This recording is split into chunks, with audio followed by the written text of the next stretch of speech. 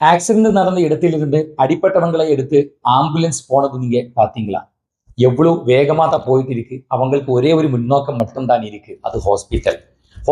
ஹாஸ்பிட்டல்னு மட்டும்தான் அவங்கள யோசிக்க முடியும். அதாவது வெளியே நடக்கிற எந்த காட்சிகளும் அவங்களுக்கு பார்க்க தெரியாது. அது ஒரு அழகை பத்தி அவங்க யோசிக்க மாட்டாங்க. அதுதான் அந்த ஆம்புலன்ஸுக்குள்ள இருக்கிறவங்களோட நிலைமை. இந்த வருஷம் +2 எக்ஸாம் எழுதி கிராஷ் கோர்ஸுக்கு அட்டென்ட் பண்ணணும்னு ஆசைப்படுறவங்களை பொறுத்த வரைக்கும் இதுதான் அவங்க புரிய வேண்டிய விஷயம். ரிப்பீட்டர்ஸ்னா அது மாட்டு வண்டியில் பயணம் பண்ற மாதிரி. அதாவது வெளியே இருக்கிற எல்லா காட்சிகளும் பார்த்து அப்படியே போகலாம்.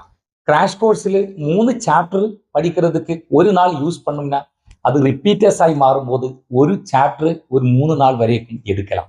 அதுதான் வித்தியாசம்.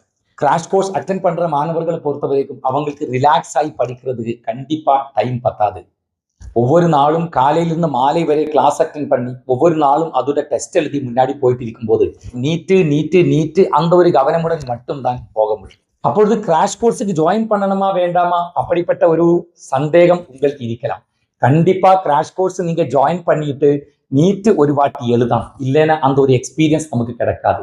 அப்ப அதோட பிரயோஜனம் என்ன? இந்த மாதிரி விறுவிறுன்னு போயிட்டு இருக்கிற கிராஷ் கோர்ஸ் அட்டென்ட் பண்ணி முடிக்கும் போது அட்லீஸ்ட் மினிமம் ஆவது உங்களுக்கு ஒரு முடிவு வரும். அதாவது இது உன்னோட வழியா இல்லையா, நீ நினைச்சால் உன்னால டாக்டராக முடியுமா இல்லையா, அந்த ஒரு விஷயத்தில் உங்களுக்கு உறுதியா ஒரு முடிவு எடுக்கலாம்.